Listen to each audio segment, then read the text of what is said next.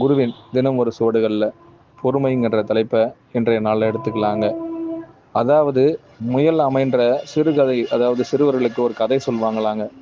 அதில் முயல் வேறு ஆமை வேறுன்னு எல்லோரும் எடுத்துக்கிட்டு இருக்கோங்க. உண்மையான விஷயம் என்னன்னா, யார் ஒருவர் தனக்குள்ள முயலும் பொழுது அந்த ஆமை என்கிற ஒரு தத்துவத்தின் அடிப்படையை தனக்குள்ளேயே உணர்ந்து கொண்டிருக்கும் பொழுது வெற்றிங்கிற மாபெரும் ரகசியத்தை அடையலாங்கிறதுக்காகத்தான் முயல் ஆமை என்ற ஒவ்வொரு விஷயத்தையும் சொல்லிக்கிட்டு இருக்காங்க. ஆனால் இன்றைய கல்வி சுவடு, அதாவது எட்டு சுரக்காயில் இருக்கிற கல்வி சுவடில் முயல் வேறு ஆமை வேறு, முயல் வேகமாக வருகிறது, ஆமை பொறுமையாக வருகிறதுங்கிறதுக்கான இரண்டு வேறுபட்ட கருத்துக்களை சொல்லி மக்களின் மனநிலைக்கு ஏற்பதாங்க ஒவ்வொரு சுவடுகளும் வடிக்கப்படுகிட்டு இருக்கு.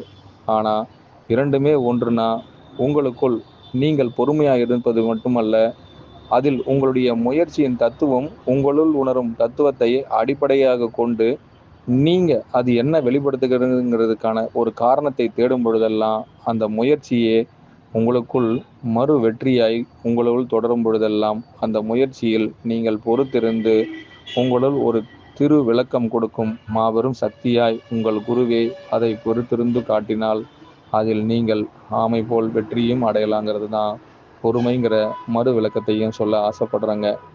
நிதித்துவமான சில விஷயங்களில் எல்லாம் யாரெல்லாம் தன்னை பொறுத்தால் தனக்குள் இருக்கும் அனைத்தையும் அடையலாம். தன்னை பொறுக்க தனக்குள் மாபெரும் சக்தியே இருக்கின்றது. பொறுத்திருந்து காணும் மெய்ப்பொருளே நமக்குள் இருப்பது.